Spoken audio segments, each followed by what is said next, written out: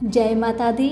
मेरे सभी प्यारे दोस्तों, मैं लक्ष्मी शर्मा बड़ों को चरण स्पर्श, छोटों को प्यार और बराबर वालों को दिल से नमस्कार करती हूँ। हमारी आज की कहानी है भाग्य का लिखा कोई नहीं मिटा सकता। कहानी। किसी गांव में एक बुद्धिमान ब्राह्मण रहता था। उसका एक दोस्त था जो एक पैर से लंगड़ा तथा बहरा था। वह दूसरे गांव में रहता था।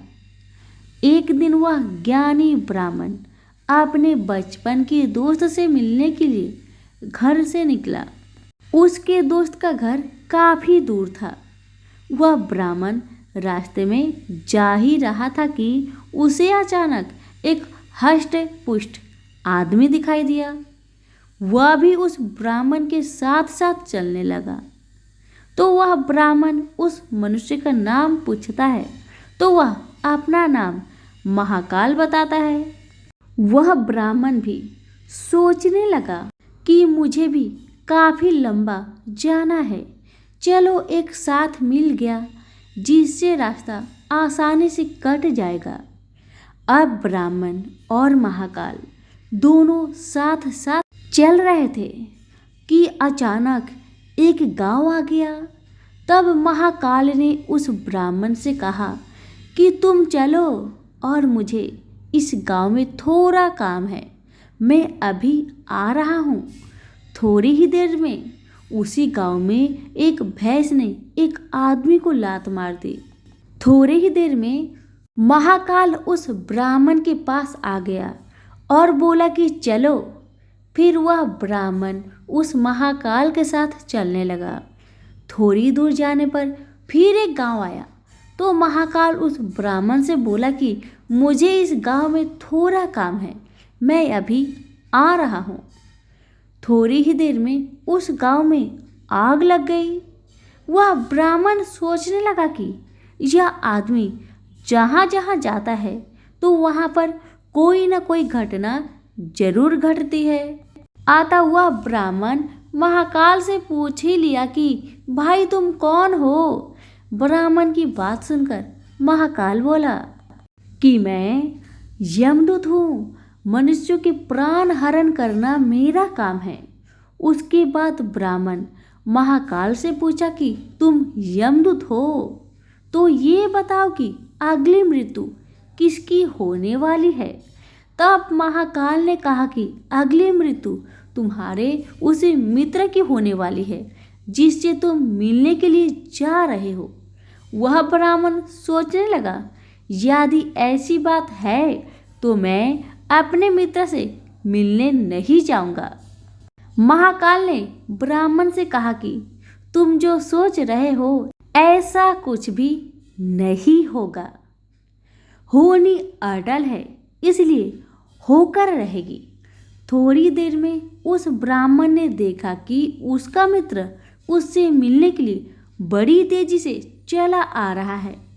जैसे उसका मित्र उस ब्राह्मण के पास पहुंचता है, हृदयघात होने के कारण उसकी मृत्यु हो जाती है। इससे उस ब्राह्मण को बड़ा पछतावा होता है। वह ब्राह्मण उस महाकाल से पूछता है, अच्छा ये बताओ कि मेरी मृत्यु कब और कैसे होगी। तब महाकाल ने कहा कि तुम्हारी मृत्यु ठीक 6 महीने के बाद दूसरे राज्य में फांसी लगने से होगी। वह ब्राह्मण फिर अपने घर गया और सीधे अपने राज्य के राजा के पास गया और ब्राह्मण ने राजा से सारी बात बता दी। तब राजा ने राज्य सभा में यह प्रश्न सबके सामने रखा। तब उस राज्य सभा में यह फैसला लिया गया कि यदि ऐसी बात है तो वह ब्राह्मण इसी राजमहल में 6 महीने तक रहेगा। राजा ने ब्राह्मण के लिए राजमहल में ही व्यवस्था करवा दी। धीरे धीरे समय व्यतीत हो रहा था। उस ब्राह्मण को नींद में चलने की बीमारी थी और यह बात उस ब्राह्मण को नहीं मालूम थी। जिस दिन उसकी मृत्यु होने वाली थी, उसी रात्रि को ही वह ब्राह्मण राजमहल से निकलकर दूसरे राज्य के राजमहल में जाकर राजा के शयन कक्ष में राजा और रानी दोनों के बीच में जाकर सो गया। सुबह जब राजा उठा तो उस ब्राह्मण को अपने शयन कक्ष में देखकर बहुत क्रोधित हुआ और उस ब्राह्मण को फांसी की सजा सुना दी। तब वह ब्राह्मण उस राजा से सारी कहानी सुना डाली, जिसको सुनकर वह राजा अपना एक गुप्तचर अपने पड़ोसी राज्य के राजा के पास भेजकर सारी जानकारी ले ली, जिसको सुनकर वह राजा अपने फैसले पर बहुत पछता रहा था। लेकिन उस राज्य का एक नियम था कि एक बार राजा जो सजा सुना दे फिर चाहकर भी उसे नहीं बदल सकता। राजा ने एक राजसभा लगाई और इसका उपाय पूछा। तब उस राजसभा में यह फैसला लिया गया कि एक पतले धागे का फंदा बनाकर आप ब्राह्मण को पहनाकर अपना वचन पूरा कर लीजिए। फंदा पतला होने के कारण ब्राह्मण की मृत्यु भी नहीं होगी और आपके फैसले की लाज भी बच जाएगी।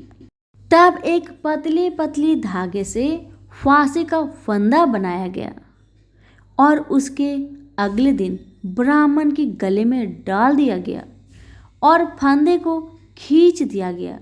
सभी ने यह सोचा था कि ब्राह्मण को कुछ नहीं होगा, लेकिन उस पतले धागे की वजह से उस ब्राह्मण का गला कट गया और खून तेजी से निकलने लगा। ज्यादा खून बह जाने की वजह से उस ब्राह्मण की मृत्यु हो गई। शिक्षा। दोस्तों, हमारे भाग्य में जो लिखा होता है वो हर हाल में होकर ही रहता है, उसे बदला या काटा नहीं जा सकता।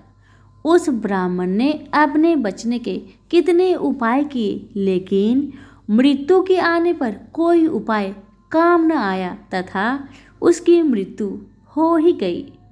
धन्यवाद।